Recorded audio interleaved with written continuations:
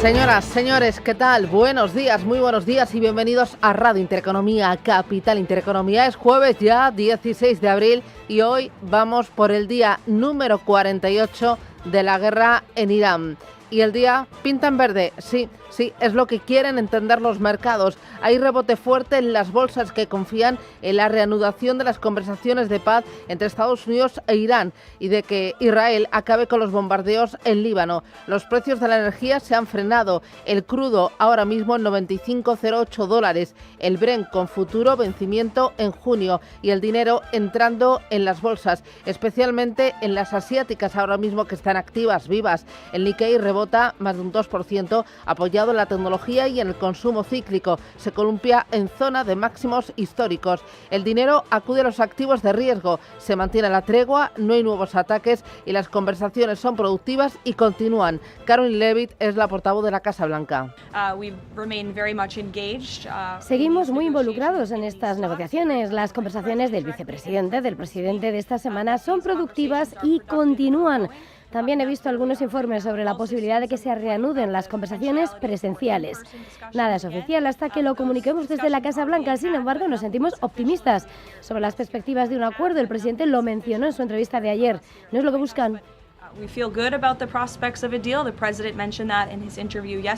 Bueno, la tensión es máxima y hay mensajes un poco contradictorios y de última hora. Reuters cuenta que Irán acaba de presentar una propuesta que permite a los barcos salir del lado omaní del estrecho de Hormuz sin ser atacados, pero horas antes Irán amenazaba con cerrar por completo el paso de los barcos por el Golfo Pérsico, el Golfo de Omán y el Mar Rojo. Aún así, los inversores, los operadores quieren pensar que las negociaciones pues van por buen puerto. Las bolsas pendientes de la guerra, pero también pendientes de la macroeconomía, y hoy tenemos un dato muy importante. Producto Interior Bruto en China cumple con las expectativas, las supera, crece un 1,3% en el primer trimestre de este año, de 2026, una décima más que entre octubre y diciembre. Entre enero y marzo la segunda economía mundial crece un 5% en términos interanuales, supera el dato del último cuarto de 2025 y las previsiones más extendidas entre los expertos. La meta para este año era de un crecimiento entre el 4,5 y el 5%, la más baja desde 1991.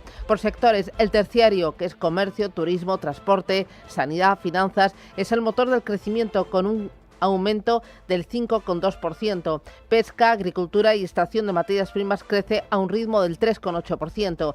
La producción industrial aumenta un 5,7% y refuerza la idea de que la manufactura sigue siendo uno de los pilares resistentes de la economía. Pero hay dos elementos que preocupan. Uno, las ventas minoristas suben apenas un 1,7%, reflejan fragilidad por el lado del consumidor, de los hogares, y la inversión en el sector inmobiliario, que cae un 11,2%, lo que demuestra que el inmobiliario sigue actuando como un lastre para la confianza, para la construcción y también para la demanda interna en general. Con este dato y con la guerra como telón de fondo, el dinero que entra en el equity. Wall Street ayer firmando máximos, Asia hoy volando, especialmente el Nikkei de Tokio. Y bueno, la fotografía del resto de los activos. ¿Qué está pasando en tiempo real? Eva Villanueva, buenos días. Muy buenos días, Susana. Pues como estás señalando, el rally bursátil se escribe con mayúsculas esta mañana y lo vemos precisamente en la plaza de Tokio. El índice Nikkei, que por supuesto recupera todo lo perdido desde que se inicia el conflicto y alcanza máximos históricos, 2% de subida a 59.425 puntos. También el Kospi surcoreano, con además fuerte tirón de la tecnología esta mañana, sube el 1,43% hasta los 6.178 puntos. Y después de ese dato de PIB que ha superado las expectativas en China, tenemos al Hansen con subidas del 1,23% y a la China continental, el CSI 300, avanzando ese 0,90%. Y todo después de una resaca donde Wall Street se ha vuelto a anotar récord histórico para el S&P 500, que cerraba en los 7.022 puntos con ganancias del 0,80%, y el Nasdaq 100, que marcaba los 26.204 puntos. El Composite incluso subía algo más, Y todo esto hacía que el tecnológico registrara su 10ª jornada de ganancias y el S&P la 10ª. Fuerte comportamiento que a esta hora lo que hacemos es ver como en página de futuros tampoco decae el ánimo. Los futuros del S&P 500 avanzan un 0,16% esta mañana, viendo cómo mientras sigue el rally en las bolsas pendientes de las expectativas optimistas en torno al conflicto, el que ha sido el activo refugio, el dólar, se desvanece ligeramente. Ese índice dólar que enfrenta el billete verde frente a las principales divisas retrocede, lo tenemos por debajo de 98, 97,96, ha llegado a superar los 100 en el conflicto. Y el euro dólar, ojo que hasta ahora está por encima de 1,18, mientras el dólar retrocede, y en un escenario donde, según Bloomberg, los funcionarios del BCE barajan mantener tipos en la reunión de abril. Y todo viendo también como en lo que es el futuro del VIX de la volatilidad retrocede, pero aún sigue por encima de 20. En cuanto a lo que se espera para la apertura en Europa, vemos como los futuros del DAX avanzan un 0,17%, los de Eurostock algo mejor, y el IBEX 35, que va a ser hoy el punto de atención. Ayer era el que peor se comportaba, 18.185 puntos, el punto de salida. Y viendo además cómo se va a vigilar y mucho cómo sigue esa tensión en el petróleo, vemos al Brent como cotiza todavía por encima de los $95 el barril. Los inversores van a estar atentos en las próximas horas a cifras de inflación a las que se van a publicar en Europa y que van a recoger ya el impacto de la guerra en Irán. Rubén Gil, buenos días. Buenos días. Eurostat ya adelantaba hace un par de semanas que la inflación de la zona euro habría subido en marzo 6 décimas por el aumento de los precios de la energía hasta situarse en el 2,6%, una cifra que está por debajo de lo que se esperaba, pero que se sitúa ya por encima de ese objetivo del 2% fijado por el Banco Central Europeo. En este escenario de subida de precios y de preocupación por la inflación a la que los bancos centrales van a tener que dar respuesta, el FMI, que esta semana ya rebajaba sus previsiones de crecimiento por culpa de la guerra en Oriente Medio, lanza un nuevo aviso. Si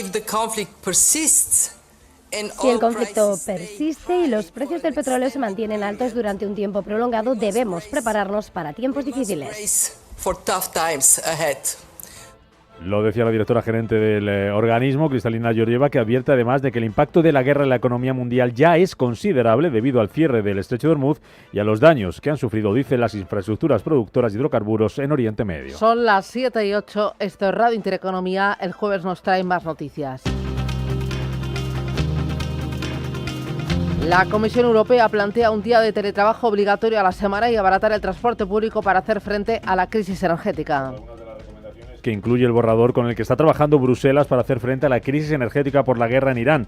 Las medidas se van a presentar la semana que viene para que los líderes europeos las puedan debatir en la cumbre que se va a celebrar los días 23 y 24 de abril. La IREF rebaja su previsión de crecimiento para España por la guerra en Oriente Medio. El organismo recorta su anterior estimación una décima hasta el 2,3% y eleva su previsión de inflación hasta el 3,2% por culpa del conflicto. Además, la IREF avisa de que el déficit público va a subir este año por primera vez desde 2020 debido a las ayudas económicas del gobierno para hacer frente al impacto de la guerra. Donald Trump amenaza con echar a Jerome Powell de la Reserva Federal si no se va al acabar su mandato como presidente. Hugo Alonso, buenos días. Buenos días. El mandato del actual presidente concluye oficialmente el 15 de mayo, fecha para la que Trump espera que ya esté fuera del organismo. No sale a la hora prevista. He aguantado para no despedirlo. Quería despedirlo, pero no me gusta crear polémica. Ya sabes que prefiero no generar polémica. De momento, a solo un mes de que expire el mandato de Powell como presidente de la Fed, su sustituto Kevin Warsh aún no ha sido confirmado por el Senado ni por el Pleno de la Cámara. El secretario del Tesoro estadounidense, Scott Bessent, se muestra optimista sobre la llegada de Warsh a la presidencia del organismo. Estoy convencido de que el proceso que hemos establecido para que Kevin Warsh se convierta en el próximo presidente de la Reserva Federal, su audiencia tendrá lugar el día 21 de este mes, va a seguir su curso. Sabemos que los republicanos de la Comisión Bancaria del Senado están de acuerdo con ello y soy muy optimista respecto a que Kevin Warsh asumirá la presidencia de la Fed a tiempo. Kevin Warsh will be the chair of the Fed on time. Israel y Líbano retoman este jueves sus negociaciones. Lo ha anunciado Donald Trump en sus redes sociales en un mensaje en el que apunta a que los líderes de ambos países se verán este jueves, aunque sin especificar a quién se refiere. En medio de esas negociaciones, el primer ministro de Israel, Benjamin Netanyahu, asegura que su país seguirá atacando a Hezbollah y dice estar preparado para reanudar la guerra con Irán. Me enfrento a los habitantes del norte que continúan con nosotros. Al mismo tiempo, nuestras fuerzas continúan luchando en Hezbollah. La lucha se centra en Binch-Bel.